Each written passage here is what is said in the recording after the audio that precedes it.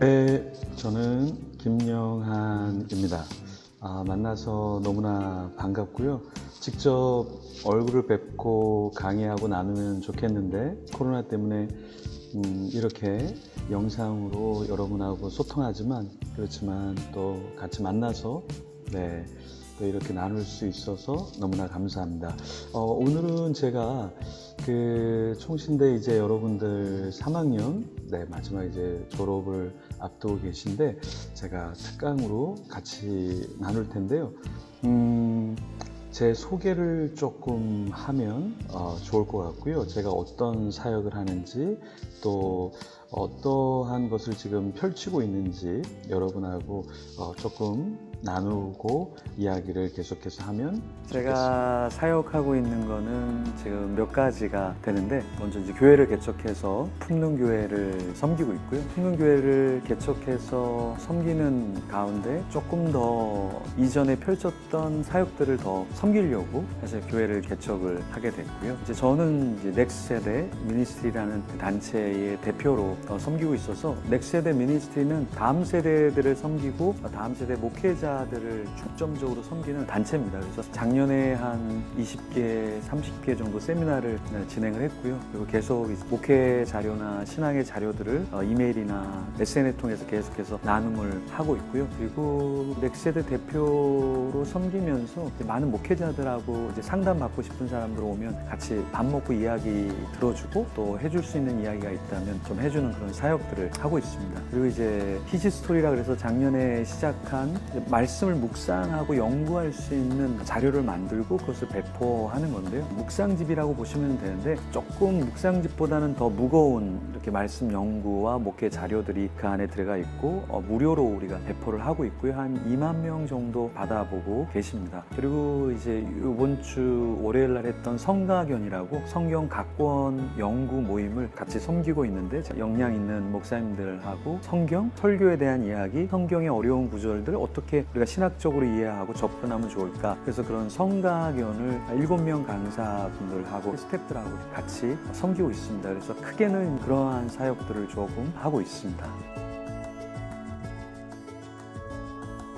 제가 어떻게 목사가 됐는지 물어봐 주는 분들이 많지 않은데 질문을 해주셔서 감사하고, 저는 사실은 이렇게 목회자가 되는 것보다는 어릴 때 꿈은 일반 회사원이 되는 게 꿈이었어요. 그냥 일반적인 회사원. 어릴 때 가난했고 그냥 평범한 삶을 사는 게 제가 바라던 그런 삶이었는데, 이제 학교에서 공부를 하다가 하나님 말씀을 좀 읽고 이렇게 인생을 살면 좋겠다. 그래서 고등학교 때는 히브리어과를 좀 들어가고 싶은 마음이 있었고요. 그러면서 대학을 갈 즈음에는 재수를 하게 됐고, 재수하는 과정에서 이제 내가 다른 학교를 가야지라고 생각을 했다가 신학교를 이제 결국에는 가게 됐죠. 신학교를 가서도 나는 목사, 목회직 이런 거보다는 그냥 하나님의 사람이 되면 좋겠다. 그래서 나는 굳이 목사가 될 필요가 없지 이런 생각을 좀 했고요. 그러다가 신학교에 구약학 교수가 없다는 걸 알게 됐어요. 왜냐하면 히브리어도 해야 되고 헬라어도 해야 되고 고대 근동 언어들을 해야 되니까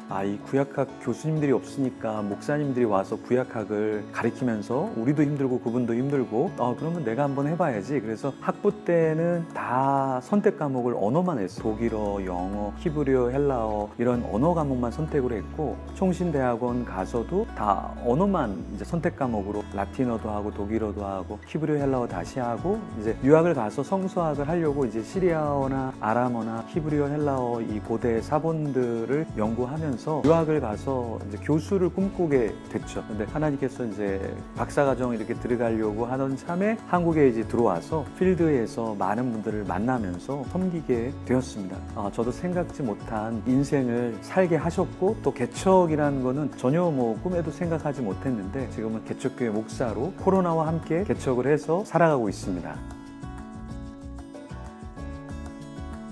22살, 3살쯤에 유학을 가야 되겠다. 그 당시에는 유학을 가는 사람이 거의 없었거든요. 흔하지 않은 유학을 생각하게 됐고, 그러면서 이제 영어 공부를 일찍 좀 시작했어요. 그래서 유학을 가서 이제 성서학이라는 것을 했는데 힘들었죠. 가서 재정적으로 힘들고 여러 가지 힘들었는데, 그래도 참 감사했던 건 뭐냐면 아침 7시쯤에 학교에 가서 4시까지만 딱 공부하고 영어 과외를 이제 4시부터 밤 10시까지 저는 영어를 영어로 또 티칭을 했거든요. 그래야 제 영어도 늘고 가르침을 받는 사람도 는다 생각해서 학비도 벌고 생활비도 좀 벌고 그렇게 해서 영어를 가르쳤고, 그런 중에 이제 차를 타다가 좀 눈물을 흘린 게, 다른 사람들은 다 장로님 아들, 목사님 아들이라 이렇게 저처럼 막 일을 하거나 재정적으로 어렵지 않은데, 하나님께서 이게 루틴한 매일의 일, 그게 하나님이 저를 훈련시킨다라는 생각이 딱 든 거예요. 그래서 나중에 진짜 또 감사했던 게, 제가 한국에 와서 영어 예배 사역을 했는데, 영어 예배 할 때 영어를 써야 되잖아요. 아이들에게 영어를 잘할 수 있도록 영어를 써주고 한 것들이, 제가 영어로 외국에 있었지만 공부만 영어로 한 게 아니라 과외도 영어로 하고 했던 것이 한국에 와서 영어 사역할 때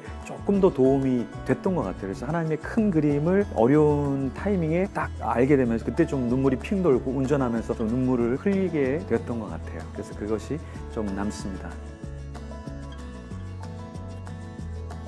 한국에 제가 갑작스럽게 들어오게 된 계기는, 저는 이제 교수를 하려고 MA 과정을 마치고 박사로 넘어가는 텀에 여러 교회에서 좋은 제안들을 받았어요. 나중에 여러 교회 중에 한 교회를 가기로 했는데, 그 교회에서 파트로 전도사 하는데 1년에 한 5천만 원 정도, 그리고 치아보험하고 건강보험하고 다 해주는, 거의 단임격으로 그냥 다 해주고 한 부서만 맡고 박사학위 해라 해서 여러 교회 중에서 그쪽으로 결정이 되고, 그쪽에서 또 그런 좋은 제의를 줘서 3일 뒤면은 그쪽으로 가게 되어 있었는데, 가기 전에 이제 5년 동안 유학을 했었거든요. 그래서 부모님을 한 번도 뵌 적이 없어서 가서 인사를 드리고 들어와서 이제 3일 뒤면 이제 지금 회사 와서 이사를 하는 거였는데, 하나님이 그 사인을 주셔서, 이제 그 사인과 그거는 뭐 구체적으로 제가 말씀을 드릴 수는 없지만, 하나님이 주신 사인이 있어서 3일 만에 갑작스럽게 기도하고 한국으로 무작정 들어왔죠. 그게 2009년 3월이에요. 그래서 교회를, 저는 이제 다음 세대 청년들 사역을 유학하면서 부흥도 하고 노하우도 있다 생각해서 하나님이 한국의 청년들을 좀 섬기라고 오게 하신 줄 알았는데, 아무리 찾아도 그런 교회가 없더라고요. 왜냐하면 3월 달에는 사역자를 거의 찾지를 않으니까. 그러다가 건강한 교회 가면 좋겠다 해서 한 교회랑 연결돼서 영어예배 사역자로 한 5년 동안 영어예배 디렉터 하면서 영어예배를 좀 섬기게 되었고, 한 5년은 영어예배부도 많이 부흥했어요. 왜냐하면 저 혼자 영어예배 파트 사역자로 갔다가 한 5년 정도 영어예배 섬기니까 외국인 사역자가 한 3명, 한국인 사역자가 2명, 영어 유치부, 유년부, 소년부, 청소년부, 어른까지 5명 사역자가 5개 부서를 따로 다 만들었거든요. 그래서 많은 교회가 탐방도 오기도 했었는데, 그쯤에 또 청년부 사역으로 이제 제가 하고 싶었던 사역을 또 하나님이 열어주셔서 그 사역을 하게 됐고요. 지금은 이제 젊은이들 교회 중심으로 해야 되겠다, 다음 세대를 위한 교회를 해야 되겠다. 그래서 처음 한 5년은 하나님이 그 사인을 주셨는데, 이게 아닌데, 뭐 부흥은 되고 참 좋긴 한데 제가 그린 그림은 아닌데 라고 했는데, 하나님이 좀 뒤늦게 다시 다음 세대 청년들 사역을 하게 해주셨고, 그런 열매를 좀 볼 수 있었어요. 좋겠습니다. 제가 오늘 여러분하고 나누고 싶은 내용은 여러 가지가 있는데, 그 중에서 사실은 좀 비전에 대해서 같이 고민하면 좋을 것 같습니다. 비전, 그러면 난 비전이 있는데, 어떤 분은 난 비전 같은 거는 필요 없는데 그냥 뭐 사역하면 되겠지. 근데 이 비전이라는 것이, 여러분이 사역을 지금도 하고 계시지만, 뭐 잘하고 계시지만, 나중에 이제 담임이 되거나 또 어떠한 기관 사역을 하거나 또 목회와 관련된 선교 사역을 하던 간에 끊임없이 고민해야 할 내용들이 사실은 비전에 관한 내용입니다. 그래서 한번 좀 이 내용을 여러분들하고 같이 좀 나누고 싶은데요. 자, 제가 그러면 왜 개척을 하였는지 아마 궁금하신 분도 계실 거고요. 또 어떤 사역에 우리가 조금 더 졸업한 후에 눈을 떠야 할지 여러분에게 좀 말씀을 드리고 싶은 것이 있습니다. 그리고 사역에 있어서 정말 중요한 게 무엇인가, 여러분들 사역을 잘 하시겠지만 또 더 잘 하시겠지만, 이러한 사역에 있어서 중요한 부분이 어떠한 것인지를 좀 같이 여러분하고 나누고 싶습니다. 제가 다음 세대 사역에 초점을 맞추게 된 거는 누가복음 말씀을 보면 선한 사마리아 비유가 나오는데 거기에 강도 만난 자가 있잖아요. 근데 그 강도 만난 자가 이 시대 누굴까? 그게 저는 다음 세대라고 읽혀졌어요. 왜 그러냐면 옛날에 우리는 젊을 때 졸업하자마자 다 취업이 되는 세대였고 옛날에는 부모님들이 많은 걸 못 해줬지만 우리들이 스스로 뭔가 하면 문이 열리는 시대였는데 지금 다음 세대는 부모님이 너무 많은 걸 해주는데 거기에 비해 상대적으로 부모님보다 학력이나 어떤 능력이나 여러 가지 면에서 눌릴 수밖에 없는 삶을 살아가는 것, 사회적으로도 취업하기가 너무 어렵고 또 취업해서도 굉장히 쉽지 않은 직장 생활을 예전보다 더 어른들은 뭐 나 때는 말이야 뭐 이렇게 얘기하지만 사실은 지금 젊은이들이 훨씬 더 어렵다라는 생각을 참 많이 해요. 그리고 우울증, 공황장애, 뭐 정신병, 중독 이런 거에 걸려있는 다음 세대가 너무 많아요. 그래서 저는 이 다음 세대가 강도 만난 자다. 그래서 그 사람들을 좀 돌봐줘야 되겠다라는 마음이 굉장히 많아서 교회 헌신 예배 가서 늘 제가 하는 말이 10% 이상 투자하지 않으면서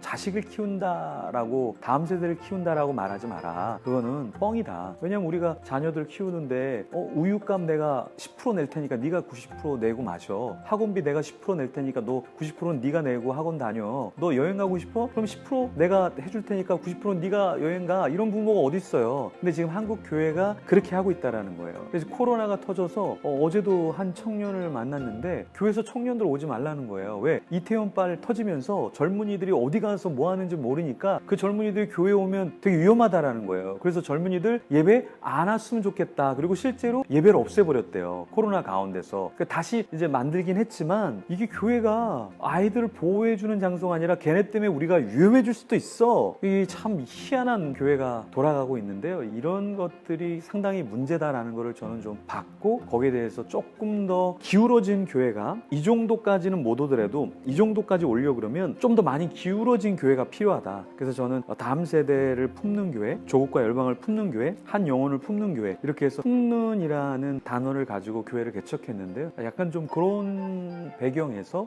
다음 세대 사역들을 하게 되었습니다.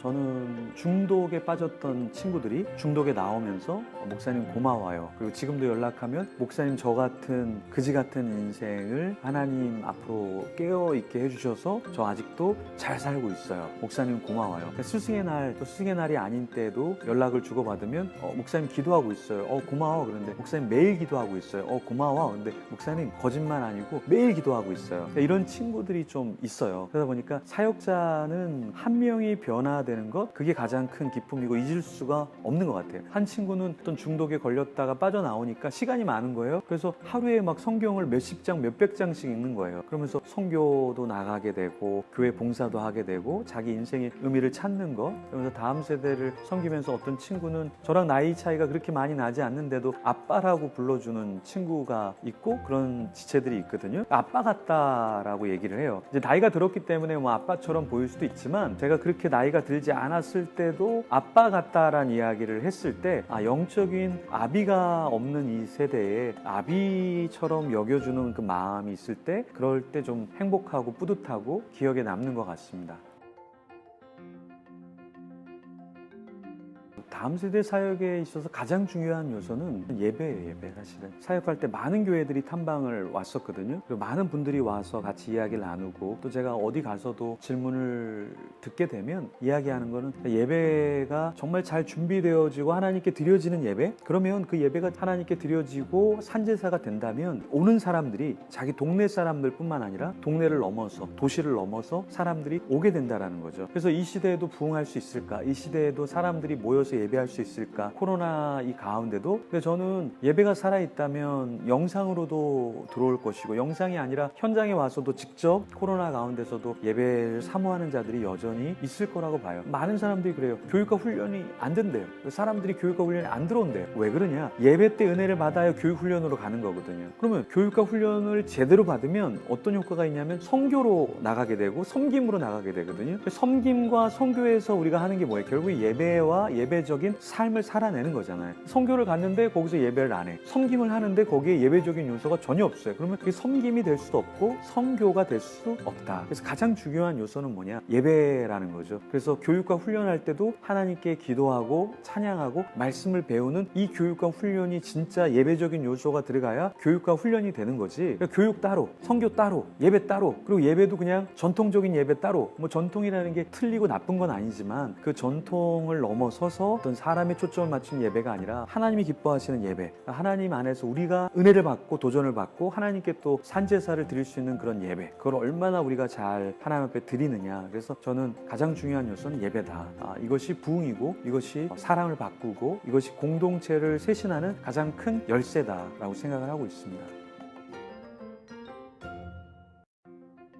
예배가 중요하고 다 예배를 중요시 여긴다고 생각을 하죠. 예를 들어서 우리가 주일날 메시지를 전하잖아요. 그 메시지가 언제부터 준비되어지냐? 토요일날 준비되느냐? 아니면 수요일인데 원고가 다 나왔고 내가 전할 메시지가 뭔지를 알고 있느냐? 여기서 벌써 차이가 나는 거죠. 그러니까 예배 오는 사람도 차이가 있지만 설교를 하는 사람도 이미 나는 어떤 설교를 이번 주에 할지, 요한복음 12장을 할 건데 그 12장 안에 있는 내용이 앞에 있는 1장부터 5장까지, 5장부터 10장까지 그 전체 맥락 속에서 어떤 것에 위치에 있고 또 이 본문을 통해서 무엇을 밝혀주시려고 하는가란 전체적인 그림들과 그 안에 있는 메시지들이 살아가는 예화 속에서 어떻게 접목되어질까를 계속해서 고민하는 그 메신저의 노력도 좀 필요할 것이고, 그 다음에 이제 설교를 듣는 사람들도 이번 주는 어디 본문인지를 좀 관심을 갖고 시리즈 설교를 하거나 강해 설교를 하면 그 본문을 조금 더 읽어보고 준비할 필요가 있을 것 같고요. 저 같은 경우는 찬양도 공동체 멤버들에게 먼저 좀 한 곡씩은 알려줘요. 모를 것 같은 곡, 이미 여러 번 불렀던 곡들이 아니라 한 곡 정도는 예배 후에 결단 찬양으로 부르거나 또 예배 중에 모르는 찬양은 한 곡씩을 주중에 보내줘요. 그러니까 이게 예배를 주중에 준비하는 거죠.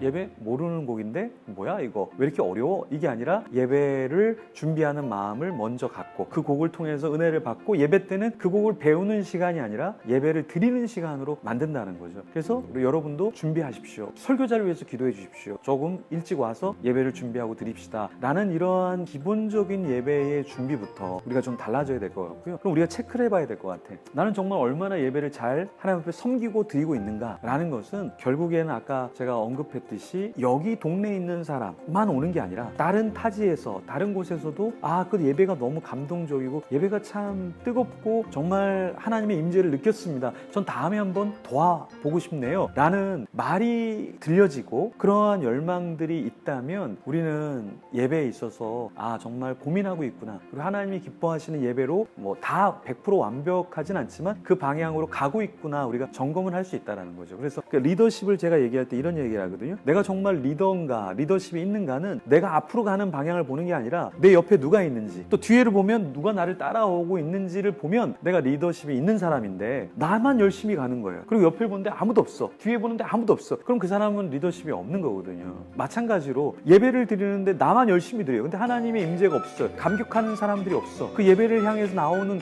사람들의 발걸음이 없어. 그럼 그거 우리는 예배를 드린다고 할 수는 있지만 그냥 형식적인 예배를 보는 거지, 우리가 하나님께 준비되어지고 향기 나는 제사다라고 하기에는 한번 의문점을 또 한번 우리 스스로가 찍어보면 좋지 않을까, 그렇게 좀 생각이 듭니다. 네.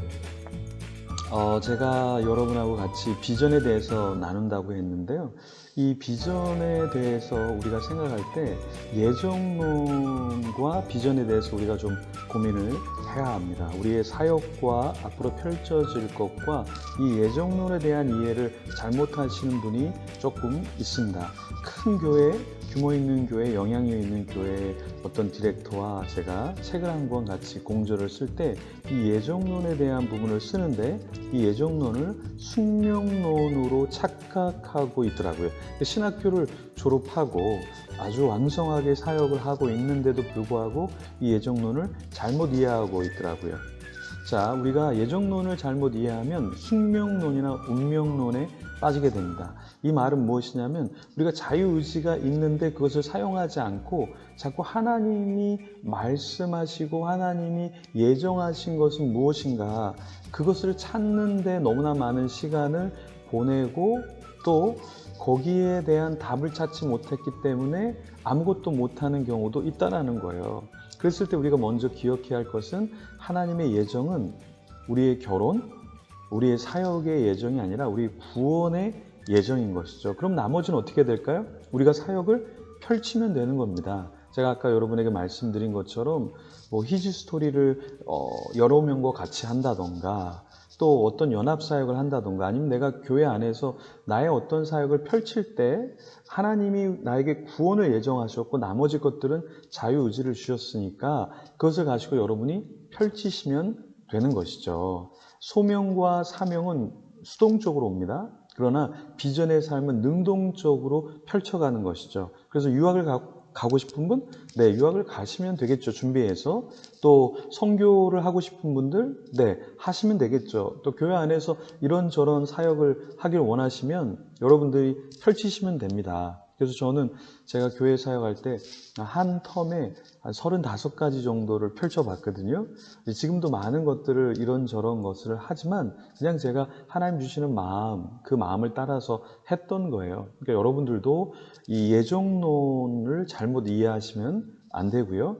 여러분의 주신 소명, 비전, 사명 그것을 따라서 사역을 하시면 되겠습니다.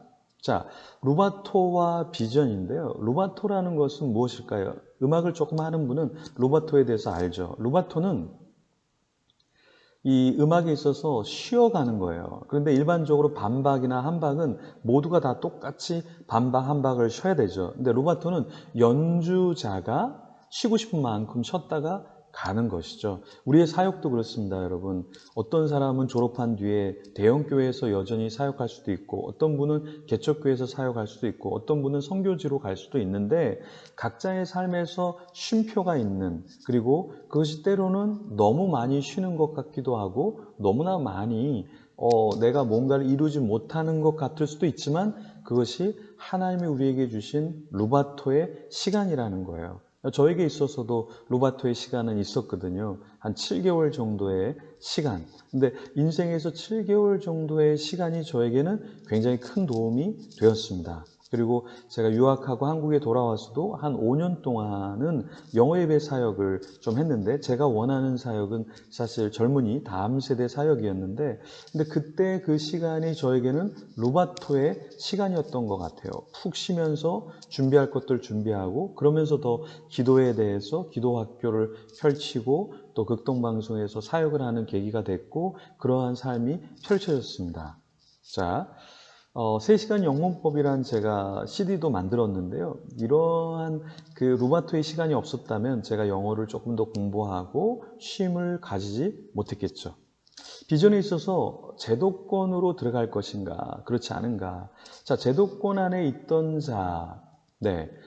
모세가 제도권 안에 있었죠. 하지만 모세가 실제로 영향을 펼쳤던 것은 사막, 광야에 있을 때 하나님의 부르심이었죠. 그래서 꼭 대형교회 어떤 사이즈가 있는 교회가 중요한 것이 아니라 제도권 밖으로 나와도 얼마든지 사역과 섬김을 할 수 있다라는 거죠. 그러니까 저는 처음부터 저도 큰 교회 있지 않고 저는 작은 시골 교회에 있다가 또 개척교회도 있어봤고 중형교회도 있어봤고 대형교회, 초대형교회도 있어봤는데 제도권 안에서의 또한 한계가 있습니다. 지금은 제가 제도권 밖에 나와서 지금 사역을 하고 있는데 뭐 개척을 했으니까 또 여전히 제도권 안에 들어있기는 하네요. 하지만 제도권 안에서 할 수 있는 사역과 또 밖에서 할 수 있는 사역이 있다. 그러니까 여러분이 어떤 비전이냐에 따라서 제도권 안으로 들어갈 수도 있고 또 나와서 하나의 또 하나의 흐름을 만들어낼 수 있다면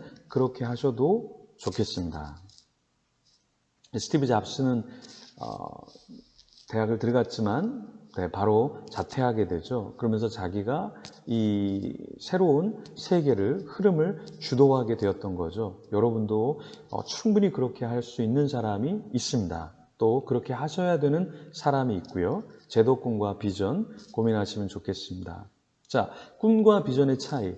이제 우리가 신학교에 있으면서 어떠한 이제 그 이상을 갖고 있냐면 또 마음속에 어떠한 꿈을 갖고 있냐면 하나님이 나에게 이러한 것을 원하시는 것 같다라는 이상이 있어요.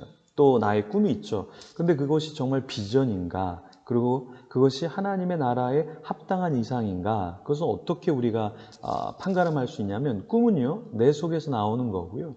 비전은 나한테서 나올 수 없는 건데 이 꿈을 가진 사람은 땀과 눈물을 흘리는데 피까지 잘 흘리지는 못합니다. 근데 비전의 사람은 어떻습니까? 네, 피까지 흘린다라는 것이죠. 그래서 우리는 내가 꿈의 사람인가 비전의 사람인가 고민해 봐야 합니다. 결혼과 비전.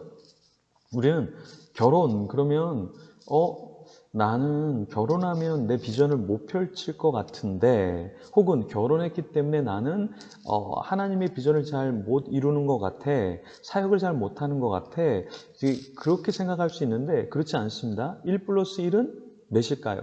2도 될 수 있고 20도 될 수 있고 200도 될 수 있고 2000도 될 수 있습니다. 1 플러스 1은 2지만 결혼이라는 것은 훨씬 더 많은 것을 펼칠 수 있다라는 거예요. 그래서 여자 전도사님 혹은 남자 전도사님 모두 다 결혼을 통해서 훨씬 더 많은 일들을 감당하고, 또 많은 일을 감당하지 못하더라도 나에게 주어진 일을 더 효과적으로 효율적으로 제대로 섬길 수 있다라는 것입니다. 그래서 로렌 커닝햄 목사님 아시죠? YM을 창설하신 분, 그 사모님이 결혼할지 말지를 고민했을 때 어떠한 고백을 하시냐면, 제가 읽었던 책에 사모님이 기도하고 하나님께서 주신 사인이 있어서 결혼했는데, 그때 주신 사인이 혼자서 할 수 있는 사역보다 같이 할 때 더 풍성한 사역을 할 수 있다라는 것이었어요. 국제예수전도단은 지금 세계 135개국 이상에서 펼쳐지고 있죠. 800여 개의 지부에서 12,000명의 전임 사역자들이 섬기고 있습니다. 혼자라면 못했을 거예요. 자, 선택과 비전. 여러분들이 이제 졸업을 하고 어떤 사역을 펼치실 때 이제 중요한 것은 무엇이냐? 선택을 끊임없이 해야 된다는 거예요. 저는 유학을 갔다가 2009년 3월에 한국에 들어왔습니다. 이제 박사학위를 하려고 하다가 하나님 주신 사인이 있어서 한국에 들어왔는데요. 그때 선택을 했죠. 제가 아까 나눈 내용처럼. 근데 2013년 9월 16일 디렉터 회의 때 역시 이제 청년부 디렉터를 맡게 되고요. 또 제가 이제 코로나 터지기 전에 교회를 개척하게 되죠. 이 모든 것이 다 무엇이냐면 다 선택이에요. 네, 제도권에 있는 교회에 초대형 교회에 있을 것인가, 아니면 그냥 내가 개척을 할 것인가. 저는 합동의 총신대학원을 제가 졸업했지만 합동에 있다가 저는 통합측 교회에서 콜링이 있어서 통합측으로 넘어갔습니다. 이제 그때 저는 딱 동일한 시점에 12월 달에 두 군데에서 연락이 왔어요. 담임으로, 규모 있는 교회 담임으로, 혹은 청년부 사역 디렉터로. 근데 12월 달에 연락이 오고 그 다음 해에 4월 달에 똑같이 또 연락이 왔어요. 그런데 9월 달에 똑같이 부임하면 좋겠다. 그래서 이게 참 신기하다. 그래서 담임 목사님하고 이야기를 나누고 두 군데 다 좋으니까 담임으로 가던 아니면은 또 청년부 사역을 하던 수도권에서 둘 다 좋으니까 기도하고 결정하라. 그래서 저는 기도하고 제가 선택한 것은 청년 사역, 다음 세대 사역을 조금 더 해야 되겠다 해서 제가 서울에 있는 교회에 청년부 사역자로 다시 가게 됐죠. 그래서 저는 선택한 겁니다. 그리고 제가 그 교회, 규모 있는 교회 디렉터로 가면서 2주 정도 되었을까요? 한 서울의 규모 있는 교회에서 단독 청빙이 들어왔어요. 근데 온 지 2주 만에 또 다른 교회를 간다. 목회 윤리상 또 제가 다음 세대를 선택하고 했을 때 저는 그냥 아닌 것 같다 이야기를 했고요. 제가 그 교회를 나오기 전에 한 3개월 정도 전에 좀 사이즈가 좀 큰 교회에서 이제 담임으로 오면 좋겠다 했는데 제가 말씀을 드렸습니다. 아닌 것 같다고. 네. 그래서 제가 뭐 지방에서 있는 교회에서 사역할 때도 담임으로 오면 좋겠다, 뭐 1순위로 오면 좋겠다 이런 제안도 받고 했는데 교회 사정상 또 제 개인적인 사정상 이렇게 아닌 것 같다 이런 이야기를 했고요. 나중에는 이제 제가 지금은 개척해서 사역을 하고 있는데 지금 개척을 3월 1일 날 제가 개척을 했습니다. 지금 같이 이제 사역하는 같이 하는 이제 목사님들, 예, 협력해 주시는 분들, 이제 목회자분들이 지금 몇 분이 계시냐면 한 9명 정도 돼요. 그래서 이제 다음 달 이제 지나고 12월 초가 되면 또 한 분이 서울 장신대 교수이면서 YMCA에서 이제 사역하시는 또 교수님 한 분이 같이 또 들어와서 사역을 하고 싶다 하셔서 같이 이제 한 10명 정도가 이제 올해 사역을 펼치게 되는데, 이제 제가 개척을 한 이제 목적과 방향성이 있고 거기에 선택을 하면서 또 같이 사역을 하겠다고 이제 오시는 분들, 그분들도 역시 선택인 것이죠. 그래서 사역은 끊임없이 제가 생각할 때는 선택의 연속이다. 네. 그리고 저는 이제 유학 갔을 때도 제가 한 신학교에서 일을 할 수 있는 잡을 얻어서 일을 할 수 있었고, 그 신학교에서 저한테 장학 증서를 줘서 장학금을 받으면서 이제 공부를 할 수 있었는데, 제가 정말 공부하고 싶은 성서학 그 학교가 바로 옆에 있어서 그런 것들을 다 내려놓고 이제 학비가 거의 1.5배? 네, 1.5배 훨씬 더 됐죠. 거의 2배 가까이 되는 그 학비를 내야 되는 그 학교에 장학금도 내려놓고 일할 수 있는 포지션도 내려놓고 이제 그쪽으로 넘어가서 저는 성서학을 공부를 했습니다. 근데 그것도 또 하나의 사실은 선택이었고, 제가 유학 가서 이제 공부할 때 교회를 선택을 해야 될 때, 뭐 제가 선택하는 건 아니지만 규모 있는 교회에 지원할 수도 있었겠지만, 중형교회 지원할 수도 있었겠지만, 저는 개척교회를 선택해서 유학하면서 사례비를 받지 않으면서 개척교회에서 처음 먼저 사역을 섬겼습니다. 그래서 여러분들이 끊임없는 선택을 여러분들이 앞으로 하실 텐데, 기도하시면서 선택을 어떻게 하느냐에 따라서 여러분의 비전을 일구어 가게 되신다는 것, 잊지 않으면 좋겠습니다. 자, 비전을 결정할 때 여러분들 3가지 요소를 항상 생각하셔야 됩니다. 첫 번째는 뭐냐면 내가 즐거운가, 기쁜가. 두 번째는 뭡니까? 달란트와 재능이 있는가. 세 번째는 뭘까요? 나 자신, 타인, 하나님에게 유익이 되는가. 이걸 꼭 생각하시고 여러분이 어떠한 비전과 사명, 소명을 쫓아가시면 좋을 것 같아요.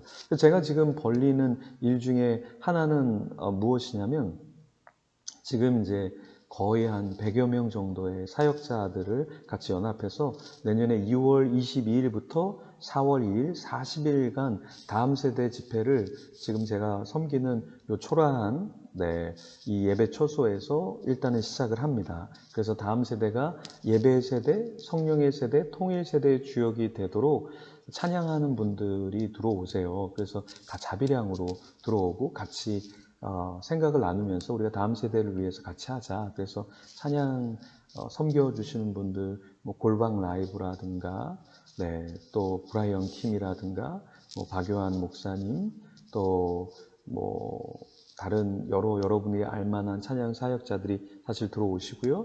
또 말씀 전하는 교회들도 다음 세대 온누리 교회 노이태 목사님도 들어오시고, 뭐 분당 지구촌, 목동 지구촌, 오림교회의 또 디렉터들 들어오시고, 뭐 부산의 영안교회라든가 광주의 겨자씨교회, 또 한국에 이제 영향력 있는 다음 세대 사역을 실제로 하는 분들이 와서 설교를 같이 하시고 다 자비량으로 합니다.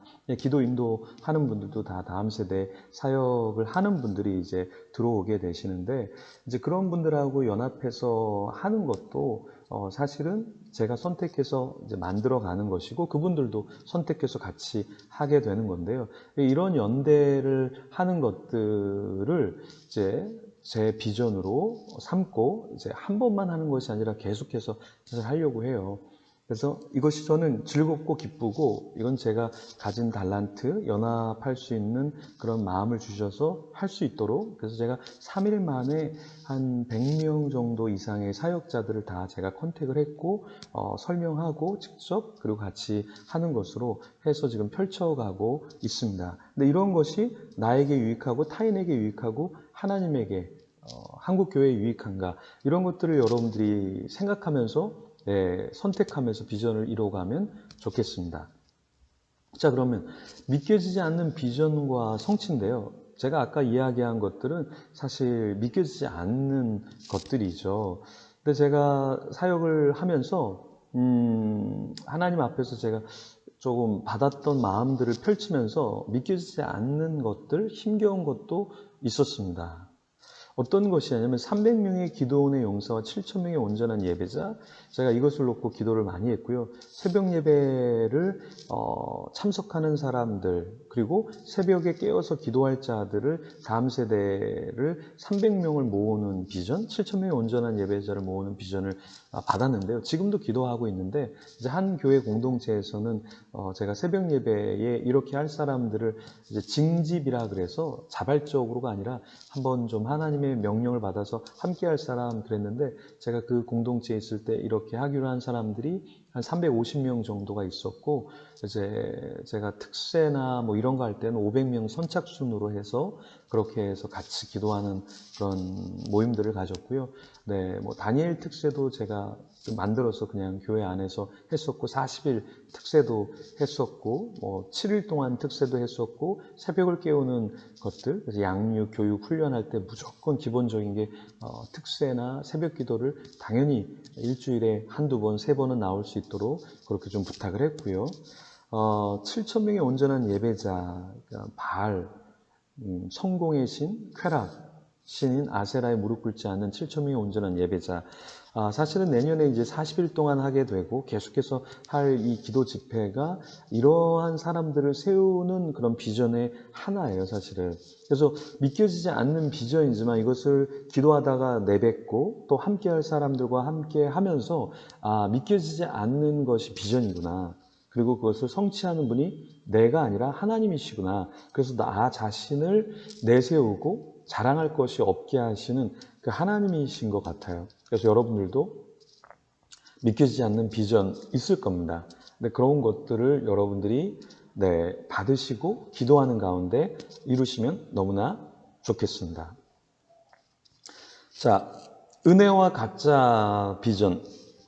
은혜가 진짜 은혜가 되고 이 비전이 진짜 비전이 되려면 내가 꿈을 위해서 사는가 아니면 정말 비전을 위해서 사는가 그것을 한번 점검해 보시면 돼요. 조금 힘들면 힘들어하는 것은 나의 꿈일 수 있고요. 가짜 은혜일 수 있죠. 근데 진짜 은혜를 받으면 그렇지 않죠. 경쟁하면서 추구한다, 무자비하다 이런 사람들은 은혜를 잘 모르는 사람이죠. 분주하고 이기적이다. 하나님의 은혜를 받아서 때로는 뭐 분주할 수 있지만 이기적으로까지 가지는 않죠. 파라곤이 되라. 파라곤이 무엇이냐면 예전에는 금이 정말 금인지를 알기 위해서 돌 하나 옆에 금 옆에 돌을 놨죠. 그랬을 때 돌이 변하면 이게 금이구나를 알게 한 그것이 바로 파라곤이라는 것이었죠. 여러분이 정말 비전의 사람인가? 그것은 여러분이 섬기면서 내가 이것을 받은 비전인가? 내가 은혜를 받은 자인가? 여러분 자신을 보면 알 수가 있습니다. 오카노 목사님의 책에 보면 산상순 2에 보면 44페이지에 한 회장님이 나타나는데 그 회사의 그 사장님의 모토가 오직 정직이었는데 나중에 이분이 사회적인 좀 물의를 일으키는 그런 인물이 되었는데요. 정말 은혜를 받은 자인가 그리고 파라곤의 삶을 사는가 그것은 우리의 삶으로 보면 알 수 있겠죠. 자, 내려놓기와 비전. 여러분이 지금 사역을 하시는데 섬기고 있는데 내려놓지 않으면 여러분 비전이 이루어지지 않습니다. 제가 아까 여러분에게 말씀드렸죠. 사역자들 같이 하고 있다고. 여러분 개척교회인데 사역자들하고 같이 한다. 그러면 개척교회가 헌금이 들어오고 후원금이 들어오면 누구한테 흘러가게 될까요? 네, 혼자서 사역하면 저한테 흘러 들어오겠지만 제가 사역을 같이 하면서 또 같이 하는 분들에게 그 하나님이 주신 헌금들과 그런 것들이 흘러가게 돼야겠죠. 근데 저는 아내랑도 이야기하지만 저희가 더 많이 사례비를 받는 것보다 조금 더 다른 분들이 들어와서 같이 연대해서 사역하면 좋겠다. 그래서 비전을 위해서 우리가 누릴 수 있는 것들을 조금 내려놓으면 좋겠다. 근데 비전을 위해서는 뭐 재정도 그렇지만 여러분 의식주 그것도 내려놓고 잠도 좀 때로는 내려놓을 필요가 있겠죠. 그래서 제가 한참 젊을 때는 열심히 했어요. 열심히 해서 사람들이 뭐 잠을 자느냐, 사실 잠은 자죠. 근데 그렇게 사람들이 볼 때 잠을 안 자는 것처럼 열심히 사역을 했던 적이 있습니다. 지금도 열심히 하지만 제가 어제도 1시 넘어서 잤지만 열심히 하지만 젊었을 땐 정말 열심히 했거든요. 그래서 제가 총신 신대원 다닐 때 1학년 때는 도서관에서 잤어요. 도서관에서. 첫 학기에는 도서관에서 잤습니다. 그래서 도서관에서 자고 아침에 일어나서 책 보고 학교 뭐 공부하고 그랬는데요. 나중에 왜 도서관에서 안 잤냐면 제가 노트북을 도둑 맞아서 이것도 안전한 곳은 아니구나 해서 이제 기숙사에서 잠은 자긴 했지만 나중에는 어쨌든 여러분이 남은 신대원 때 책도 많이 보시고 운동을 좀 많이 하시고 근데 중요한 건 무엇이냐 우리가 사역하면서 섬기면서 너무 많이 내 것을 챙기고 의식주 중심적으로 살면 여러분 사역이 잘 안 됩니다. 그래서 우리 그 선배님들은 사실 너무 많이 가정을 조금 돌보지 못했어요. 근데 지금 젊은 사역자들 보면 너무 가정을 잘 돌봐요. 좋은 겁니다. 근데 약간은 조금은 균형이 있으셔야 돼요. 때로는 섬김을 위해서 가정을 좀 내려놓을 줄도 알고 그렇다고 해서 가정을 포기하라는 말은 아닙니다. 하지만 여러분 하나님이 주시는 그 섬김의 마음이 있을 때 때로는 여러분의 의식주도 내려놓으시면 좋겠고 잠도 좀 내려놓으면 좋겠고 그렇습니다. 자, 헬렌 켈러가 이런 말을 했어요. 가장 불행한 자는 누구냐? 자신처럼 보지 못하는 자가 아니라 비전이 없이 사는 자다. 가족과 비전, 나를 아세요. 제가 이 제목으로 좀 책을 사실 원고를 썼는데 제목이 좀 달라져서 나중에 나올 텐데요. 거기에 보면 이제 다음 세대들이 이제 어머니, 아버지, 부모에 의해서 그 자신이 결정되어지는 경우가 굉장히 많아요. 근데 우리도 그럴 수 있다라는 거예요. 저는 신학교 간다 그러니까 아버지가 집 나가라고 하더라고요. 호적에서 파버린다고 하시더라고요. 근데도 저는 집 나갈 생각하고 신학교에 갔고요. 지금은 부모님이 제가 개척한 교회에 그랬던 아버님이 나오고 계십니다. 여러분, 가족과 비전, 때로는 가족 때문에 개척하려고 하는데 사모님이 반대한다고 해서 못하는 분도 있어요. 같이 기도하고 같이 뜻을 모으는 건 굉장히 중요하죠. 그런데 가족 때문에 우리가 또한 비전을 이루지 못하고 나아가야 할 방향을 나아가지 못한다라는 것, 그것도 우리가 조금 더 고민해야 할 것 같습니다. 자, 안개와 그 속의 비전. 믿음으로 아브라함이 나아갔다. 여러분 너무 잘 아시죠? 근데 하나님께서 때를 따라 우리를 다 아름답게 하시고 만물을 아름답게 하셨는데 이 전도서의 말씀에 보면 일의 시종은 사람으로 측량할 수 없게 하셨다. 내가 이거를 할 때 잘 될지 안 될지, 끝날 때 이게 잘 될지 안 될지, 그건 사람이 모르죠. 안개 속에 있는 것 같죠. 그렇지만 중요한 것은 뭐냐? 한 발을 내딛어 보면 그 다음에 열리는 문들이 있다라는 거예요. 그래서 저도 개척할 때 굉장히 이게 개척이 될까? 그런 마음도 있었고 두려운 마음도 사실은 없지 않았는데 하니까 되더라고요. 그래서 함께 섬길 분들도 또 오시고 또 재정적으로 지원해 주시는 분도 계시고 그래서 개척하고 한 번도 굶어 본 적이 없습니다. 그래서 여러분들이 비전이 있다면 그 비전 가운데 하나님의 이끄심을 기대하는 가운데 한 발을 내디시면 좋겠습니다. 자, 인생의 로드맵과 비전의 맵, 여기가 아닌가벼.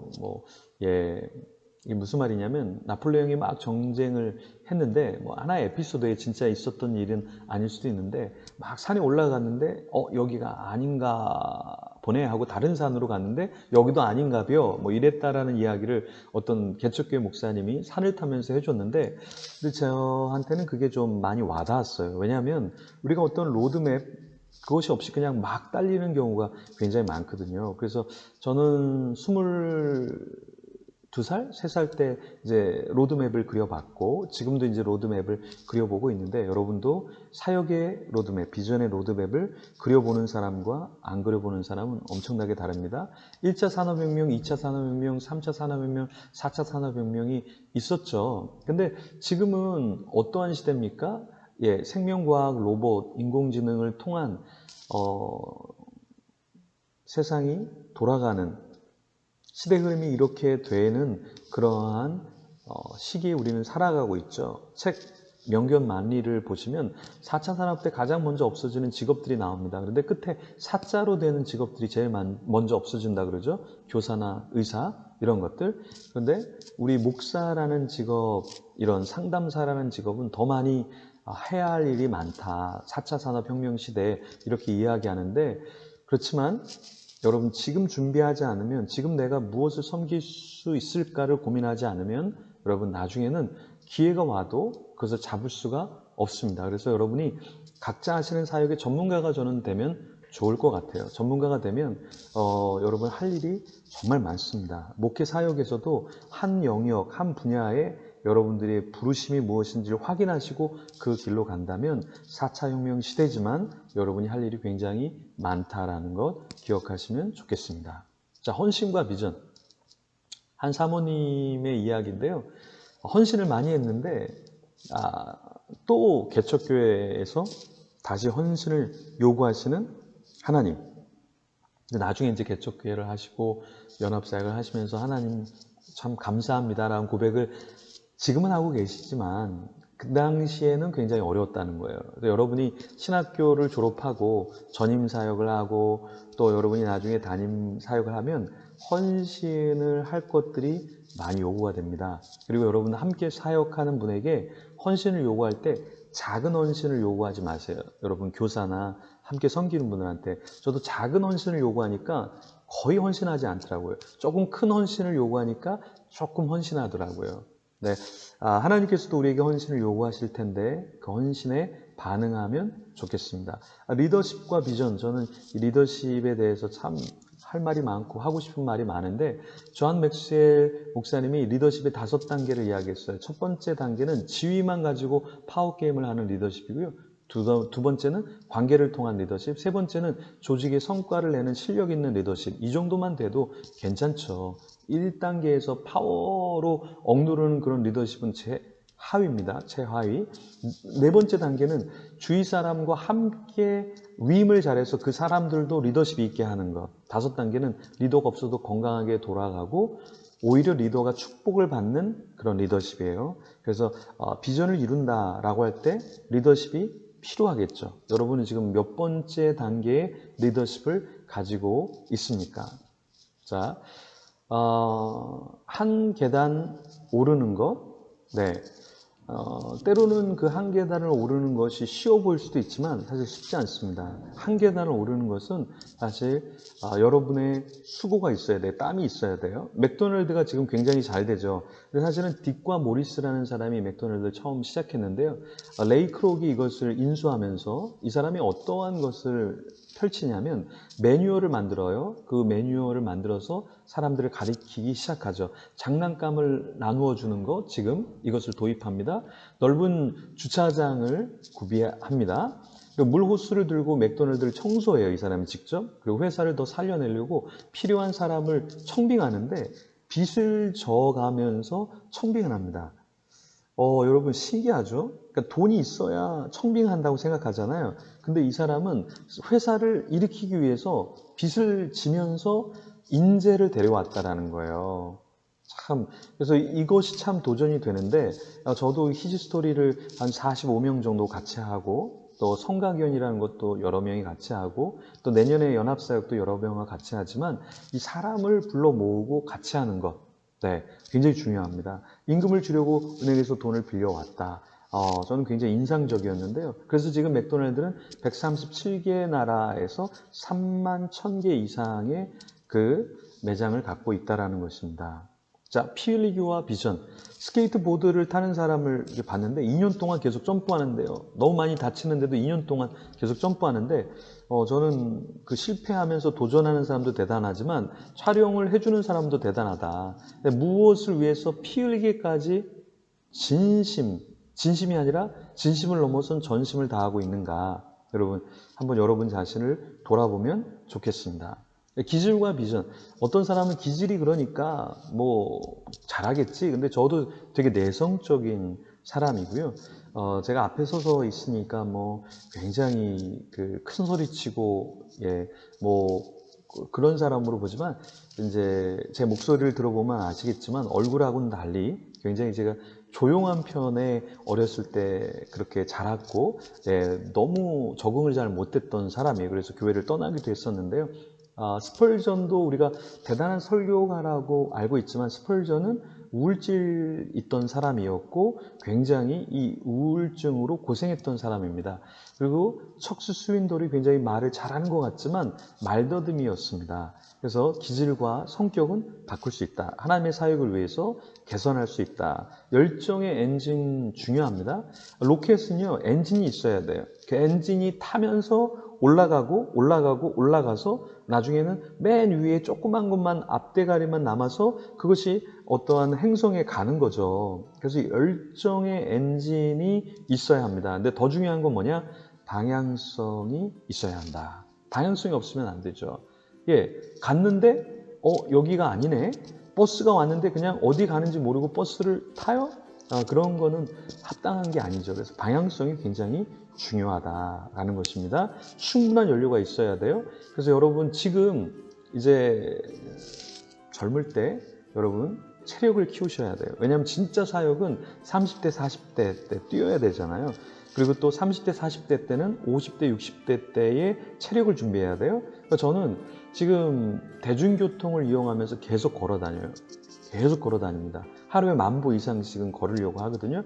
왜 그러냐면 저는 지금 40대 후반인데 나중에 50대, 60대 때 뛸 수 있는 체력을 지금 만들어야 되는 거예요. 50대, 60대 때 70대에 뛸 수 있는 체력을 지금 만들어야 되는 거죠. 그래서 체력이 있어야 여러분 책을 씁니다. 제가 한 해에 책을 한 10권 정도를 썼는데요. 그러면서 외부 집회 다 하고 교회 안에 있는 35가지 사역을 다 제가 진두지휘하면서 뛰어봤는데 체력이 있으니까 해봐야지라는 생각이 있는데 체력이 없으면 해야 될 아이디어가 있더라도 피곤한데 뭘 이렇게 할 수 있다라는 거예요. 그래서 여러분들 엔진이 필요하다라는 거 기억하시면 좋겠습니다. 자, 사역자로서의 준비는 무엇을 준비해야 될까? 무엇이 중요할까? 제가 여러분에게 이 내용을 나누고 물러갈 텐데요. 여러분들 함께 해주셔서 감사하고요. 뒤에 나오는 영상 보시면서 사역자로서 무엇을 준비해야 할지 조금 더 고민하면 좋겠습니다. 함께 해주셔서 감사하고요. 나중에 또 개인적으로 볼 때 또 인사 나누도록 하겠습니다. 제가 개인적으로 보면 따뜻한 밥 한번 사도록 하겠습니다. 감사합니다. 말씀을 묵상하면서 저를 하나님과 독대하는 시간을 갖게 하는 것 같아요. 저분은 목회자야. 저분은 굉장히 선한 하나님의 마음을 가지고 있어. 결국에는 조직을 움직이고 또 교회 공동체를 움직이는 키는 팔로워도 굉장히 중요하지만 팔로워보다 훨씬 더 중요한 요소가 저는 리더자다. 앞에서 섬기는 사람이다. 우리가 지금 건물 안에 들어와 있지만 이 건물에는 벽들이 되게 많거든요. 가장 높아야 될 벽, 그거는 가운데 벽이거든 사실은. 건물에 있어서 가운데가 높으면 높을수록 건물이 굉장히 여유가 있고 숨통이 트이고 사람들이 들어올 때 웅장한 맛이 있죠. 근데 가운데가 너무 낮아. 그럼 사방이 아무리 높아도 건물이 굉장히 좁아 보이고 들어가고 싶지 않다라는 거죠. 지금 교회 평신도들은 수준이 굉장히 높아지고 있어요. 사회적으로도 인문학적으로도 개인적으로도 잘 살아가고 있어요. 그런데 거기에 섬기는 지도자들이 너무나 예를 들어 인문학 책도 안 읽고 성경도 모르고 또 사람도 모르고 하나님도 모르고 한다 그러면 결국에는 교회 수준이 낮아지겠죠. 교회 수준은 결국에 누구의 수준이냐? 앞에서 섬기는 사람의 수준이라는 거예요. 그래서 제가 어디를 가든지 탁구장 비유를 많이 드는데 탁구 관장은 3부부터가 탁구 관장이거든요. 그러면 3부가 관장을 하고 있으면 4부가 안 와요. 그럼 누가 오냐? 5부, 6부, 7부가 와서 배워요. 그럼 탁구장 1부면 2부, 3부가 와서 배워요. 탁구장을 선수 출신이 하면 1+인 사람이 와서 돈을 내고 배워요. 저 사람 치는 것만 봐도 너무 행복하다 이런 얘기를 해요. 그러니까 이게 뭐냐면 앞에서 가르치는 사람, 섬기는 사람의 수준이 높으면 그 밑에 인재를 알아보고 또 다른 인재들이 오기 시작한다라는 거죠. 그래서 예배든 교육이든 어떠한 공동체를 섬기든 이 앞에 섬기는 사람의 수준이 높을수록 준비되어 있을수록 공동체는 더 많은 것이 준비되어진다라는 것이죠. 그래서 지금 코로나가 터지면서 한국교회가 어떠한 양상을 보이고 있냐면 목회자의 설교가 되게 중요하게 됐어요. 예전에는 그냥 현장감이 있기 때문에 그 현장에서 주는 웅대함이 있었다면 그런 게 다 빠져버린 거예요. 효과음이 다 빠져버렸어요. 그럼 지금 뭐만 갖고 있냐? 개척교회든 중형교회든 대형교회든지 메시지 하나로 예배 때 중요한 요소가 되었고 예전엔 찬양을 현장에서 막 웅장하게 할 수 있었지만 그걸 다 영상으로 담을 수도 없고 또 코로나 때문에 다 오지도 않고요. 그러한 가운데서 예배를 드릴 때 결국에는 리더십이 굉장히 중요하게 되었고 메시지가 굉장히 중요하게 되었고 리더 한 사람이 나오는 사람들도 지금 3분의 2가 잘 안 나오잖아요. 3분의 1이 나오고 있잖아요. 그러면 나머지 사람들을 어떻게 케어하는가? 그 공동체를 어떻게 긴밀하게 케어해 왔는가가 지금 공동체를 얼마나 건강하게 유지한다는 거예요. 그러니까 예전에는 교회가 크니까 많으니까 아니 적더라도 위기감이 없었어요. 그냥 알아서 잘하겠지. 근데 지금은 작은 교회도 안 나오고 큰 교회도 안 나와요. 그러니까 지금 막 챙기려고 하면 사람들이 평소에는 뭐 하시더니 지금 왜 이러시지? 이렇게 반감이 들 수도 있다라는 것이고 또 반대로 목회자들이 이제 막 외치죠. 제발 나와달라고. 만나는 게 아니라 그냥 애걸복걸 하면서 나와달라 그러는데도 안 나와요. 왜 그럴까요? 그게 그 평소의 리더십이 관계성과 서로의 밀접함이 없었기 때문에 훨씬 더 사람들은 이제 어차피 나와도 관계성이 없고 교회가 나한테 해준 것도 별로 없고 내가 이제 교회 가서 할 수 있는 것도 없고 행사 프로그램 위주가 아니다 보니까 더 이상 교회를 나올 특별한 이유가 없는 시대가 돼버린 거죠. 그러니까 이런 시대에 우리는 더 리더십과 앞에 있는 사람의 역량이 훨씬 더 중요해졌다. 그래서 앞으로 이것은 더 리더에게 사람들이 어떤 리더가 공동체를 섬기고 있고 어떻게 섬기고 있는가 그걸 훨씬 더 많이 볼 거라는 것이죠. 그러한 면에 있어서 저는 우리 목회자들이 가장 중요한 말씀 기도 찬양을 잘하면 좋겠다. 아직 전도사님이라면 기타도 좀 배우고 기도 인도하는 법도 배우고 찬양 인도하는 법도 배우고 그럼 나는 담임 돼갖고 난 설교만 잘할 거야. 근데 아니에요. 담임 되면 기도 인도를 더 많이 해야 돼. 담임이 되면 찬양을 더 많이 알아야 결단 찬양을 하나 하더라도 설교와 매치되는 찬양을 하면 은혜가 되는데 나는 설교자니까 설교만 잘할 거야. 근데 그렇지 않다라는 거죠. 그래서 저는 다음 세대의 목회자들에게 그리고 지금 목회하시는 분들에게 말씀과 기도와 찬양을 가장 잘하는 전문인 목회자가 되면 좋겠다. 그렇게 좀 생각을 합니다. 목회자들이 조금 더 성장하고 성숙하기 위해 몇 가지 부분에 있어서 조금 더 한 수를 높이면 좋겠다 하는 부분들이 있는데 몇 수를 높이고 남들처럼 뭐 완벽하게 하기는 사람마다 쉽진 않거든요. 그러면 한 부분을 조금 어떻게 한 수를 높일까? 예를 들어서 먼저 말씀에 대한 얘기를 했는데 말씀의 한 수를 높이기 위해서 저 같은 경우는 매일 묵상을 아침에 2-3시간을 하거든요. 근데 그것을 묵상을 그냥 하는 게 아니라 묵상을 한 걸 기록을 해요. 그래서 그 묵상 노트를 만들어서 SNS에다가 계속 올리거든요. 그러면 한 단계가 업그레이드 되는 게 나 혼자서 30분 하고 그냥 했습니다 하고 만족하면 되게 쉽죠. 오늘은 10분만 해도 되니까. 그런데 뭐 누가 저한테 요구한 것도 아니고 제가 뭐 이렇게 해야 되는 의무가 있는 것도 아닌데 저는 저 자신을 위해서 1년 동안에 한 번도 제가 빠뜨리지 않고 주일날도 저는 말씀 묵상을 하는데 이제 그런 이유는 내가 말씀을 선포하는 자만이 아니라 나도 말씀을 묵상해야 되는 자로서 주일날에 주말에도 분주하지만 말씀 묵상을 하자. 그래서 주일날도 사실은 1시간, 2시간 정도는 최소한 말씀 묵상을 그냥 저를 위해서 하고 또 SNS에다 그냥 올리거든요. 말씀을 묵상하면서 저를 하나님과 독대하는 시간을 갖게 하는 것 같아요. 지금은 더 한 3시간 이상은 좀 해야 되겠다 이렇게 좀 생각을 하고 요즘 말씀 묵상을 좀 늦게 올리는데 그런 이유가 한 절이라도 조금 더 묵상하고 고민하고 좀 올리면 좋겠다. 그게 저를 위한 훈련이고요. 그렇게 해서 말씀 묵상을 하면 좋겠고 또 하나는 이제 책인데 저는 여기 오면서도 책을 읽었고 어제 대전에 내려갔다 올라오면서 한 권 책을 읽었는데 책을 손에 놓지 않는 게 굉장히 필요한데 저는 책을 너무 인문학적으로만 보라고 말씀드리고 싶진 않고 목회자가 설교를 위한 인문학을 알아야 되는 거지 인문학의 박사가 될 필요는 없거든요. 목회자들이 최소한 베스트셀러 정도만 놓치지 않고 한 달에 베스트셀러가 10위 안에 드는 거 20위 안에 드는 거는 고정되어 있잖아요. 그 다음 달에도 베스트셀러가 여전히 베스트셀러일 수 있잖아요. 그래서 저는 베스트셀러인 작품들만이라도 시대가 어떻게 흘러가고 있고 사람들이 어떤 걸 읽고 어떤 걸 고민하는지를 조금만 알 수 있으면 좋겠다. 그래서 너무 인문학적인 걸 많이 가갖고 성경은 하나도 모르고 인문학만 막 잔뜩 있는 그런 설교자 뇌가 아니라 가슴이 아니라 그런 것들은 조금 갖고 있대